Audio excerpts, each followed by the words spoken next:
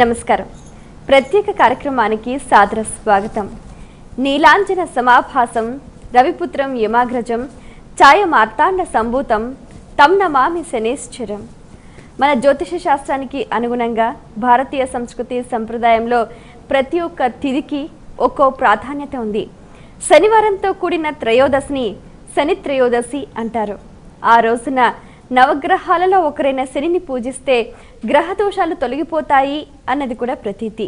అయితే ఏలినాటి శని, అర్ధాష్టమ శని, అష్టమ శని ఉన్నవాళ్ళు శని త్రయోదశి రోజున ఎలా ఆరాధించాలి, అలాగే ఏ పదార్థాలు దానాలు చేయాలి, శని అనుగ్రహం కోసం ఏ విధంగా వ్యవహరించాలి తదితర అంశాలకు సంబంధించి వివరాలు తెలియజేయడానికి మనతో పాటు ఉన్నారు ప్రముఖ జ్యోతిష శాస్త్ర పండితులు, మీ అందరికీ సుపరిచితులైన డాక్టర్ శంకర్ మంచి రామకృష్ణ శాస్త్రి గారు. వారితో మాట్లాడి మరిన్ని విషయాలు వారి మాటలు తెలుసుకుందాం. ఈనాటి కార్యక్రమాన్ని ప్రారంభిద్దాం. నమస్కారం అండి. నమస్కారం అమ్మా. శని త్రయోదశి ప్రాధాన్యం ఏంటండి?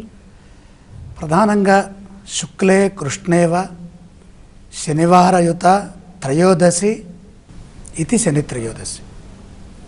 శుక్లపక్షం కానీ కృష్ణపక్షం కానీ త్రయోదశి ఘడియలు శనివారం నాడు ఉన్నట్టయితే అది శని త్రయోదశి. అయితే ఇక్కడ ఘడియలని ఒక పదం వాడాం. ఇది ప్రదోష వ్యాపిని గ్రాహ్య అనే శాస్త్రం. ఎప్పుడైతే సాయంకాలం నాడు ప్రదోష సమయంలో శనివారం నాడు త్రయోదశి ఘడియలు ఉంటాయో అది శని త్రయోదశిగా వ్యవహరించబడుతుంది. ఈ శని గ్రహానికి ఈ త్రయోదశి తిథికి ఉన్న సంబంధం ఏంటండి? చాలామందికి తెలియని అంశం ఏంటంటే శని త్రయోదశి అనగానే అది శనికి సంబంధించినటువంటి వారము అని అనుకుంటాం. శాస్త్రాలు అలా చెప్పట్లే. ఎక్కడ శని త్రయోదశి అనేటటువంటి ఒక పర్వం ఉన్నది జ్యోతిష్ శాస్త్రంలో. శనివారము త్రయోదశి రావటం ద్వారాగా ప్రదోష కాలంలో శివుడి అనుగ్రహం పొందడానికి ఎక్కువగా అవకాశం వస్తుంది. ఇది శివపరమైనటువంటి వ్రతం. ఆ త్రయోదశి ఘడియలంతా కూడా నక్తముండి అంటే ఉపవాసం ఉండి సాయంకాలం నాడు సూర్యుడు ఉండగానే శనివార వ్రతాన్ని ప్రారంభించి, శని త్రయోదశి వ్రతం అని ఒక వ్రతం ఉంది, శివారాధన. అది ఆ శివారాధన సంబంధమైన వ్రతాన్ని ప్రారంభించి ప్రదోషం అయిన తర్వాత అంటే అస్తమయం అయిపోయిన తర్వాత కూడా ఈ వ్రతాన్ని ఆచరించి చంద్రోదయం అయిన తర్వాత అక్కడ మనం నైవేద్యం పెట్టి అప్పుడు భోజనం చేయాలి. ఇది దేనికి చేస్తామయ్యా అంటే ఆయుర్వృద్ధి కోసం చేస్తాం, సంతానం కోసం చేస్తాం.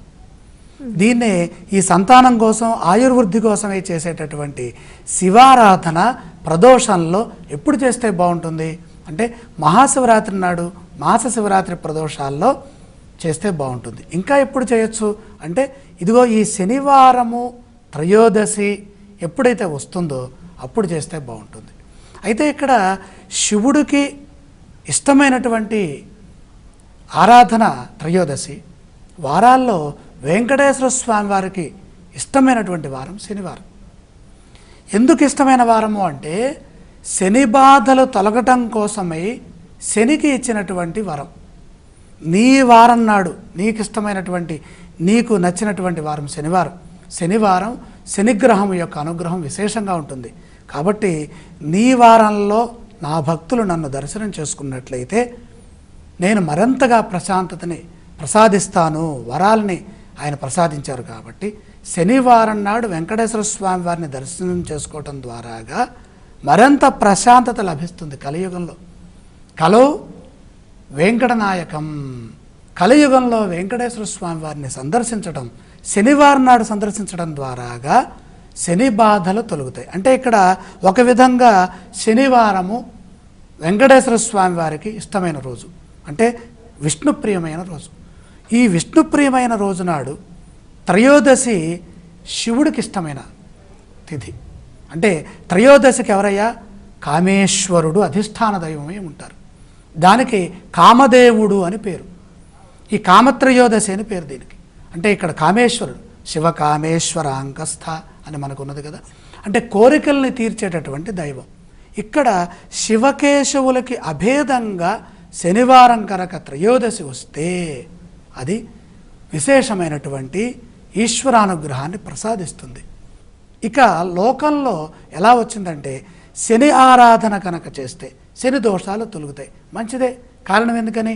శనివారం నాడు విష్ణువుని దర్శిస్తే శని దోషం పోతుందనే భావంతో వెంకటేశ్వర స్వామి వారే శనికి వరాన్ని ప్రసాదించారు. కాబట్టి నీ వారం నాడు నా భక్తులు నన్ను దర్శిస్తే వాళ్ళకి నీ పీడ ఉండదు అని ఆయన చెప్పారు. కనుక శనివారం నాడు వెంకటేశ్వర స్వామి వారిని దర్శనం చేయడం ఎంత ముఖ్యమో, శనివారం నాడు శని త్రయోదశి ఘడియల్లో శనికి తైలాభిషేకం చేయటం కూడా ఈరోజు కాదు, ప్రాచీనంగా అనేక యుగాల నుంచి వస్తోంది. కాబట్టి శని దోషం పోవటానికి అవకాశం ఉంటుంది.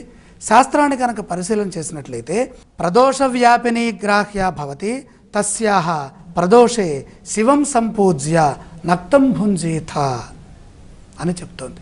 ఎక్కడైతే తస్యాహ ప్రదోషే శివం సంపూజ్య, త్రయోదశి శనివారయుత, శుక్లపక్షేవా కృష్ణపక్షేవా, శుక్లపక్షం కానీ కృష్ణపక్షం కానీ త్రయోదశి ఘడియల కనుక సాయం ప్రదోషంలో శనివారం నాడు వస్తే అది శివారాధనకి చాలా పరమ పవిత్రమైనటువంటి మహాశివరాత్రి నాడు ఇచ్చేటటువంటి ఫలితాన్ని ఇస్తుంది. శివం సంపూజ్య నక్తం భుంసీథ ఆరబ్ధవ్యం వ్రతం తత్ర సంతాన ఫలవృద్ధయే. ప్రధానంగా ఎవరు చేసుకోవాలి ఈ వ్రతం అంటే సంతానార్థులు చేసుకోవాలి. పిల్లలు కలగాలని అనుకునేవాళ్ళు, పిల్లలు లేనివాళ్ళు, లేదా పిల్లలు పుట్టిన తర్వాత వాళ్ళు అప్రయోజకులుగా ఉన్న సందర్భంలో శని త్రయోదశి వ్రతం చేస్తే, శని త్రయోదశి వ్రతం అని ప్రత్యేకంగా ఒక వ్రత విధానం స్కాంద పురాణంలో ఉన్నది. ఆ వ్రతక్రమాన్ని అనుసరించి ఈశ్వరుడికి ఆరాధన అభిషేకం చేస్తే సత్ఫలితాలు వస్తాయి. ఆ విధంగా మనం మంచిగా దీన్ని ఉపయోగించుకోవచ్చు. మరి ఈ వ్రతం ఎన్ని వారాలు చేయాలంటారు? ఎన్ని వారాలు లేదు, ఎప్పుడు శనివారం త్రయోదశి వస్తే అప్పుడే చేయాలి. అసలు శనివార త్రయోదశి వ్రతము అంటే అది శివారాధన కానీ శనిదేవుడికి సంబంధించిన ఆరాధన కాదు. ఈ శనిదేవుడికి సంబంధించిన ఆరాధన పదం ఎలా వచ్చింది? శనివారం, శని త్రయోదశి, శని త్రయోదశి, శని త్రయోదశి, ఇలా పద సంయోగం వల్ల శనిగ్రహానికి సంబంధించినటువంటి భావన కలుగుతోంది. ఇక్కడ ఈశ్వర అనుగ్రహం రావాలి అంటే శనిదేవుడి అనుగ్రహం పొందటం కోసమే తైలాభిషేకం, అభిషేకాలు చాలా తక్కువ ఉంటాయి. జలాభిషేకం ఉంది, పంచామృతాభిషేకం ఉంది. ఈ తైలాభిషేకం అనేది ప్రత్యేకంగా శనికి ఉన్నది. కాబట్టి శనివారం నాడు అభిషేకం చేయటం ద్వారా, నల్ల నువ్వులు దానం చేయటం ద్వారా శని పీడలు కూడా తొలుగుతాయి. శాస్త్రరీత్యా శని త్రయోదశికి శని భగవానుడికి జన్మదినమనిగానో లేదంటే ఆయనకి మరొక విధంగానో ఎక్కడ సంకేతాలు లేవు. ఆచారంలో మాత్రం శనివారం శని త్రయోదశి నాడు అభిషేకం కనుక చేసుకుంటే మంచిది. ఆ అభిషేకాలతో పాటు శనికి కూడా నువ్వులతో అభిషేకం చేస్తే శని శాంతిస్తాడు అని మనకి మహర్షి వాక్యాలు ఉన్నాయి.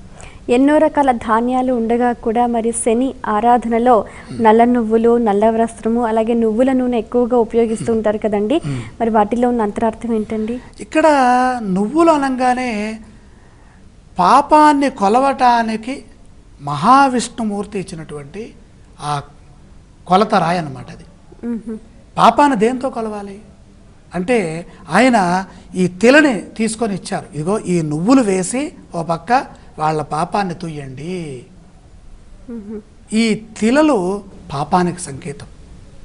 ఇంకా మహాపాపమైనప్పుడు స్వర్ణం పవిత్రమమలం స్వర్ణం పాప ప్రణాశనం స్వర్ణం హి శంకరం యస్మాత్ అతశాంతిం ప్రయచ్చమే.